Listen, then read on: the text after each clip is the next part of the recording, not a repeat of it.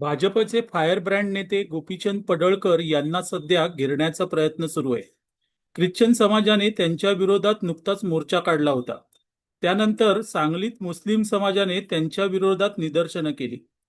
पडळकर यांच्या विरोधात अशा प्रकारे मोर्चा आणि निदर्शने करण्याचे कारण काय? पडळकर यांनी एक महत्वाचा मुद्दा हाती घेतलाय, तो म्हणजे धर्मांतर केलेल्यांकडून आजही आरक्षणाचे फायदे लाटले जातात. सुप्रीम कोर्टाने अशा प्रकारे धर्मांतर केलेल्यांना आरक्षण देण्यास मनाई केली आहे. मात्र महाराष्ट्रात असे अनेक जण आहेत की ज्यांनी ख्रिश्चन अथवा मुस्लिम धर्मात प्रवेश केलाय, मात्र आजही ते आरक्षणाचे फायदे घेत आहेत. तसेच ख्रिश्चन समाजातील अंधश्रद्धेवरही पडळकर यांनी टीका केली आहे.